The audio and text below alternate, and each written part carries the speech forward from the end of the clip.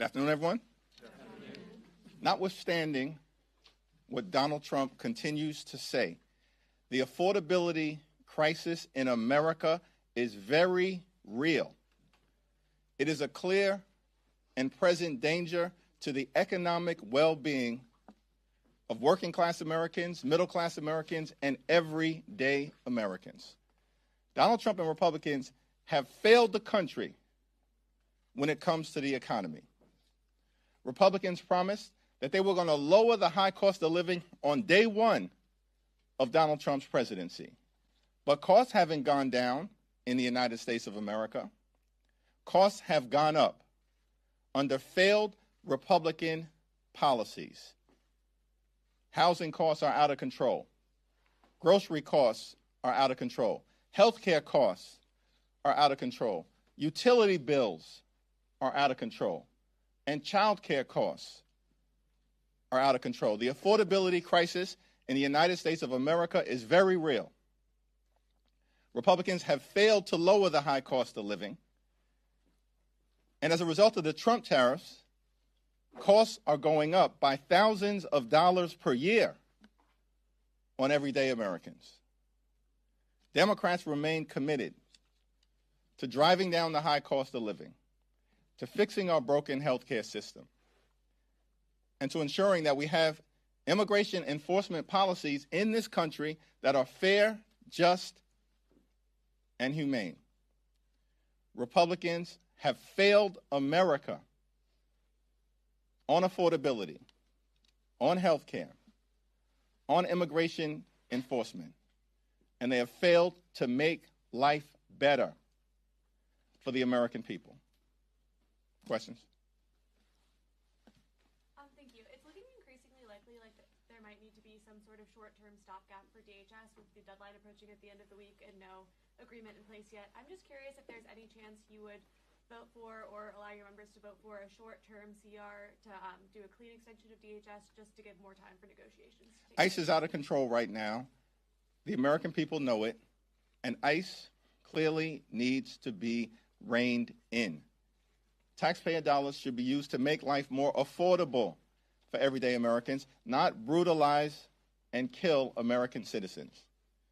Our position has been clear. Dramatic changes are needed at the Department of Homeland Security before a DHS funding bill moves forward.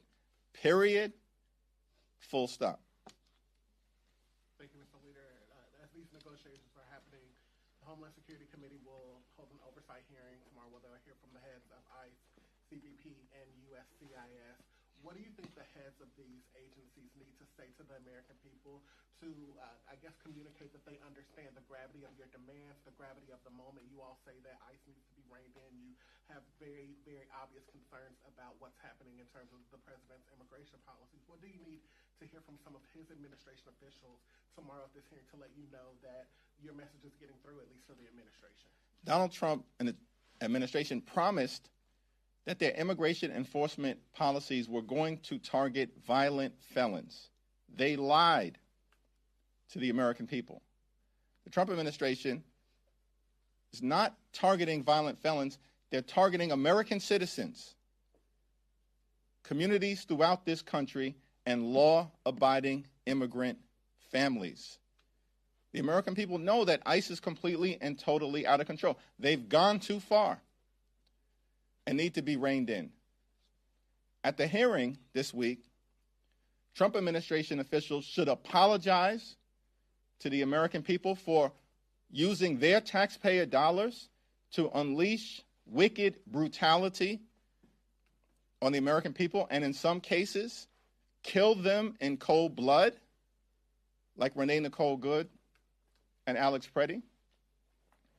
The administration also needs to commit to the dramatic changes that Democrats have forcefully put on the table, including but not limited to mandatory body cameras, judicial warrant requirements, no masks, an end to roving patrols that are brutalizing American communities, no racial profiling, no targeting of sensitive locations like schools, hospitals, houses of worship, and polling sites, and independent investigations to ensure that when ICE officials break the law, state and local officials can investigate them and prosecute anyone who has committed a crime in the United States of America. House and Senate Democrats have clearly transmitted to the American people and clearly transmitted to the White House and our colleagues in the House and the Senate the types of dramatic changes that need to occur at the Department of Homeland Security before a funding bill moves forward this Friday, and we're still waiting to hear back from the White House, which shows to me that these extremists aren't serious about getting ICE under control. Thanks, Mr. Leader. So now that the Epstein files are available at the Department of Justice unredacted, is there a strategy? Obviously, there are millions of files. Is there any coordination among Democrats for who is looking for what? And are you, or is anyone in leadership going to be taking advantage of that opportunity? Well, on this matter, where the American people in general and the survivors in particular are seeking full accountability and full transparency, Robert Garcia and the Oversight Democrats, along with Jamie Raskin and the Judiciary Committee Democrats, will continue to take the lead.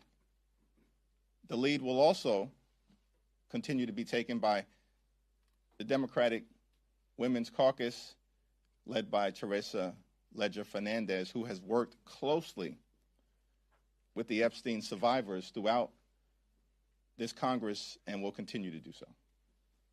Thanks. Back. Thanks, Leader Jeffries. The House voted unanimously to strip out that provision the Senate put into the appropriations package that would allow senators to sue the government over Jack Smith's investigation and get money back. There's now a hearing on with the telecom companies tomorrow in the Senate, and Lindsey Graham has said he's trying to get some version of this through the Senate in the future that would allow for a private cause of action by private groups who have their phone records similarly pulled. Is something like that entirely dead in the House of Representatives? Would you consider any sort of legislation like that might come out? We'll have to take a look at any bipartisan proposal that relates to allowing everyday Americans to vindicate their rights under the law, if in fact those privacy rights have been violated. But the continuing temper tantrum being thrown by Lindsey Graham perplexes me. I don't get it. Like, there's enough corruption taking place coming out of 1600 Pennsylvania Avenue right now, the most corrupt administration in American history, Donald Trump and his sycophants running the largest pay-to-play scheme ever seen, focused on enriching themselves, their family members, and their friends, as opposed to actually addressing the affordability crisis or driving down the high cost of living. Republicans in the House and the Senate have shown no interest in dealing with the affordability crisis and no interest in fixing our broken health care system. I would suggest that John Thune and others actually pass the straightforward extension of the Affordable Care Act tax credits. Focus on that so we can actually restore affordable health care for tens of millions of Americans who are right now facing dramatically increased health care premiums. In some cases, seeing their premiums increase by $1,000 or $2,000 per month. That's unacceptable here in the wealthiest country in the history of the world, and Senate Republicans have done nothing about it. After House Democrats, partnering with 17 House Republicans, sent over a month ago a straightforward extension of the Affordable Care Act tax credits. Rosa DeLauro said she would support a funding bill that essentially funds every portion of DHS except for ICE and CBP. A, is that something you would support? And B, if it is, would that not be basically giving up all the rest of the leverage, given that the big beautiful bill funded those two agencies for 4 years? We don't look at the moment that we're in as exercising leverage over the other side. We want to fund the government in a manner that actually promotes the health, the safety, and the economic well-being of the American people. The ball is in the Republicans' court right now. We sent over a proposal. We've given them legislative language as it relates to the types of dramatic reforms of DHS that the American people are demanding, and we've heard nothing but crickets from the other side. That says to me that Republicans are preparing to shut down the Coast Guard, shut down FEMA, and shut down TSA because they'd rather see that outcome than actually force ICE and other parts of DHS to conduct themselves like every other law enforcement agency in the country. That's what we're asking for at this point. Police officers don't wear masks. County sheriffs don't wear masks. State troopers don't wear masks. Why are Republicans committed to unleashing masked ICE or CBP agents on the streets of America to visit brutality on American citizens while at the same time targeting law-abiding immigrant families? It's all so completely and totally unhinged, unacceptable, and un-American. So this is on Republicans right now in terms of what happens on Friday. The clock is ticking. We'll sit down with anyone, anytime, any place. But our demands for dramatic ICE reform are clear. It's a line in the sand that we've drawn on behalf of the American people. Thanks. Thank you, Mr. Leader. Kind of following up on that, you're saying that you haven't heard from Republicans and you also haven't heard from the White House.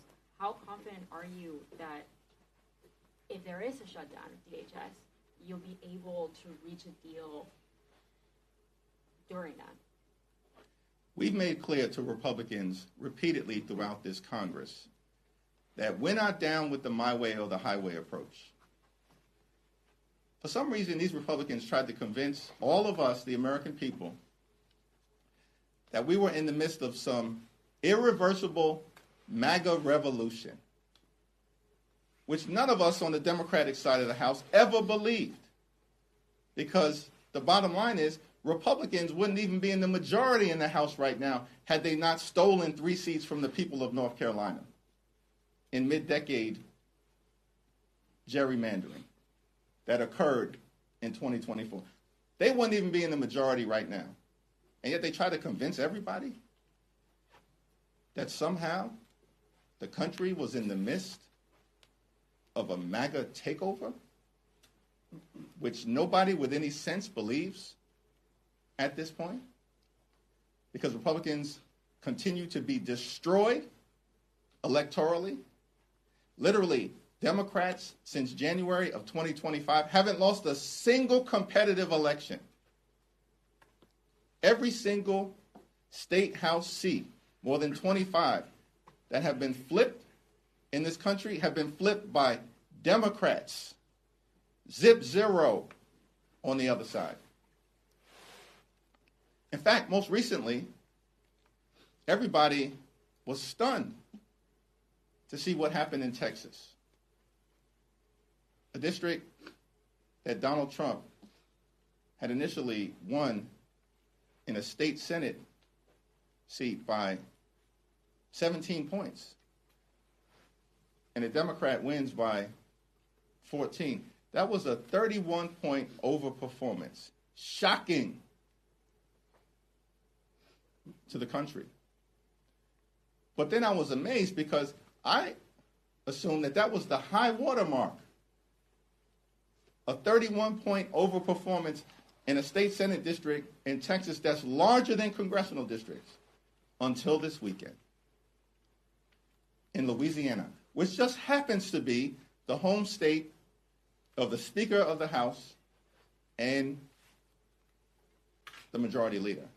Presumably, ground zero of the MAGA movement. And yet, in a Louisiana State House seat, just on Saturday, that Donald Trump apparently won by 13 points in November of 2024. The Democratic candidate, wait for it, just won by 24 points in Louisiana, the heart of Mike Johnson and Steve Scalise territory. That was a 37-point overperformance, if my math is correct. This is stunning. It's over for these extremists. And so the notion that in the face of Republicans being rejected all across America and Democratic candidates up and down the ballot throughout the country being embraced, the notion that this week Republicans were going to proceed with a my way or the highway approach and act like they have the high ground on any issue, they do not. It's over for these people. Apparently, they're the only ones who haven't come to that conclusion. I think that's a good segue to talk about the Save America Act. First of all, why are they doing this again? They already passed a version of it. What do you think they're doing with this, and how do you see it relating to Trump's talk about nationalizing elections? Well, Donald Trump clearly wants to nationalize the election because he knows if there's a free and fair election, it's over. Right? The House is gone. Senate majority likely gone as well for these Republican extremists. Because the American people see, as Democrats, we're the only ones actually fighting hard on the issues that matter, to drive down the high cost of living, to fix our broken healthcare system, and to clean up corruption and the mess that Donald Trump and Republican policies have created. Republicans have adopted voter suppression as an electoral strategy. That's what the so-called SAVE Act is all about. And this version is worse than the last version. Because this version, as I understand it, would actually give DHS the power to get voting records from states across the country. Why would these extremists think that's a good idea that we as Democrats are going to accept at this moment in time? We want DHS and ICE, who have been brutally, viciously, and violently targeting everyday Americans, to have more data about the American people? It's outrageous. Something is really wrong with these folks. I think they're trying to lose elections at this point. They're a disaster. They failed. And so the only path forward, we've given a list of 10 demands. Those demands are completely consistent with the values of the American people, and we're waiting for a direct response from Donald Trump, the White House, and Republicans on Capitol Hill. And then we can have a debate, which we are ready to enthusiastically embrace on behalf of the American people. The so-called SAVE Act, a version that's worse than the prior version, is going down. It's not going to pass. If it squeaks by the House, it's dead on arrival in the Senate. They're wasting time. Again, why are Republicans trying to do everything but make life better for the American people? They're focused on nationalizing the election in the 250th anniversary of this great country. Are they unaware of the principle of federalism in America? Traditional Republicans used to embrace federalism. But now that they're part of a cult, they do whatever the cult leader tells them to do. What was your reaction to the results in the New Jersey special primary? I know it's not yet been called, but it seems like progressive candidate Ana Lilia Mejia is going to win that one. It's not yet been called yet, so we're closely monitoring the election results. And then whoever emerges will be prepared to stand by them in the April general election to ensure that a Democrat fills the seat left vacant by Governor Mikey Sherrill? Obviously, Democrats are frustrated with how the administration is responding on the Epstein front, but there's also, as you've already hinted at, the DHS fund fight, the question about affordability and so forth. How do you see Epstein as fitting into a message when it comes to the fall, and how much should we expect it to be part of the message in the fall? Well, we've talked about three core issues. First, of course, leaning in on the economy. Democrats being committed to drive down the high cost of living. America is too expensive right now. Donald Trump has made the affordability crisis worse here in the country, and then continues to say it's a hoax or that we're not talking about it anymore. The problem is Donald Trump spends all of his time watching state TV as opposed to actually interacting with everyday Americans who know that the affordability crisis is very real. So we're focused on the economy. We're going to continue to focus on fixing our broken healthcare system in an environment where Republicans enacted their one big ugly bill and the largest cut to Medicaid in American history, literally ripping food as well from the mouths of hungry children, seniors, and veterans, taking health care away from more than 14 million people, hospitals, nursing homes, and community-based health clinics closing across America because of Republican policies in that one big ugly bill. And now they continue to refuse to extend the Affordable Care Act tax credits, meaning that tens of millions of Americans are increasingly unable to go see a doctor when they need one. And all of this, of course, was done in that one big ugly bill to enact dramatic tax breaks, big tax breaks for their billionaire donors, while at the same time giving ICE a $75 billion slush fund so they can unleash brutality on the American people. So we're going to continue to point out the fact that Republicans have created a health care crisis, and in part they created that health care crisis so that they could give ICE a slush fund, not to go after violent felons, but to target American citizens, in some cases kill them, and also to violently go after law-abiding immigrant families. All unacceptable. They created a health care crisis. Democrats are committed to fixing our broken health care system. Third, we need to clean up corruption here in the United States of America. In the House, in the Senate, at the Supreme Court, and certainly with the Trump administration. And in that context, the American people are correctly demanding transparency and accountability as it relates to the Epstein files. What is the administration hiding? Who are they trying to protect? These are questions that, of course, led by Robert Garcia, Jamie Raskin, and Teresa Leger Fernandez, House Democrats are going to continue to press forward on, consistent with what the American people are demanding. Thanks. Thank you, Mr. Leader. You said that the SAVE Act is not going to pass the House, but a vast majority of Americans, including 70% of Democrats, do support having voter ID requirements. So are Democrats on the wrong side of an issue with so much support? What's the path forward for Democrats here? Republicans are clearly on the wrong side of every single issue, which is why they are getting crushed electorally. This is a desperate effort by Republicans to distract. The so-called SAVE Act is not about voter identification. It is about voter suppression.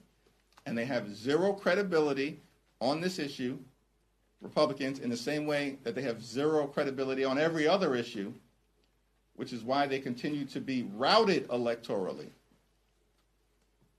including in districts and states that Donald Trump won comfortably in November of 2024. The last shutdown, the 43-day shutdown, was over the ACA extensions, and the shutdown ended without getting those extensions. What's your belief as to how this next shutdown could end? Do you have guarantees for the American people that these demands will happen? The last ones didn't happen. Yes, and the last ones did actually happen in the House of Representatives. So no one was talking about health care generally and the Affordable Care Act specifically in September of 2025 until House Democrats, joined by Senate Democrats, started to talk about it in the context of the looming crisis because of the pending expiration of the Affordable Care Act tax credits. Everybody understands that Democrats were successful in articulating a narrative during the Trump Republican 43-day government shutdown that in part resulted in 17 House Republicans joining every single House Democrat in passing a straightforward extension on our terms, 3 years, of the Affordable Care Act tax credits. Democrats are governing in the minority as if we were in the majority. We've had more successful discharge petitions led by Democrats in this Congress over the last few months than have occurred in the last few decades combined. So the one thing we can guarantee to the American people is that we're in this fight on their behalf until we win this fight and begin the process of ending the national nightmare that Donald Trump and Republican policies are inflicting on the American people. Thank you.